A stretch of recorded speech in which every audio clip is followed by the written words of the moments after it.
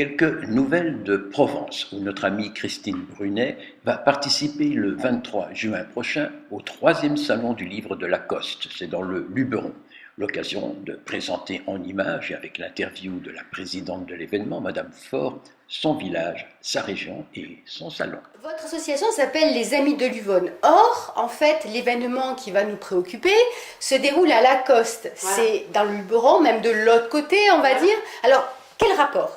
Alors, tout simplement parce que Lacoste est un petit village qui se meurt. Voilà. Pourtant, qui est très connu. C'est très connu, mais il y a beaucoup de maisons qui ont été restaurées par M. Pierre Cardin, mais qui sont vides, entre guillemets. Il y a des objets, de très beaux objets artistiques qui sont exposés, etc. Mais il n'y a pas d'habitants. Il n'y a presque plus d'habitants. Et moi, je suis née là-bas, dans cette commune là-bas. Et donc, je suis très attachée. J'ai des liens très étroits. J'ai de la famille, j'ai une maison là-bas. Et donc, depuis 3 ans, en collaboration avec la mairie, on a décidé de faire cet événement culturel, voilà, artistique et culturel. Donc, nous invitons des auteurs, mais aussi des artistes locaux, etc., des peintres, voilà, pour essayer de faire revivre notre... Mais donc, sur le week-end, il y a quand même pas mal de monde. Des gens qui sont là en visite, qui passent parce qu'ils ont entendu parler du château du Marquis de Sade ou quoi que ce soit. Mais n'empêche que ça fait des gens qui viennent dans le village et qui vont à la rencontre de ce qu'ils trouvent. Et bon, voilà, ce château, il a toute une histoire, mais bon, le Marquis de Sade, en cumulé, il y a habité 2 ans. Hein. C'est déjà bien, c'est vraiment une figure emblématique. Voilà. Il y a une autre figure emblématique qui va faire partie de l'expo, c'est le meunier Malachier. Alors, dites-moi un petit peu qui c'était. Voilà. Alors, c'est un personnage cocasse qui est préféré sculpter plutôt que de moudre le blé. Et la légende dit que les blés germaient dans le sac plutôt que... Voilà.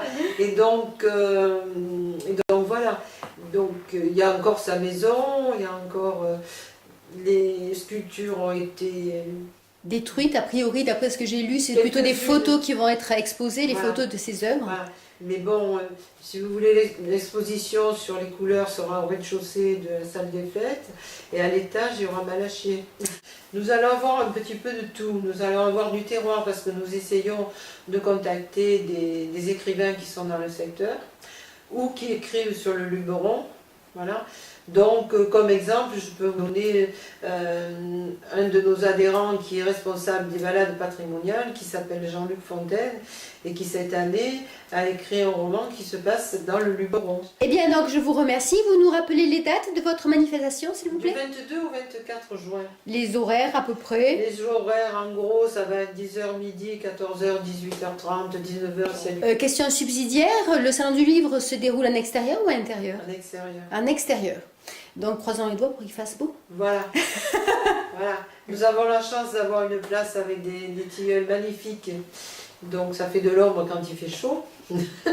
Mais quand il y a le Mistral, c'est une autre histoire. Très bien. Bah, écoutez, je vous remercie de m'avoir accueilli.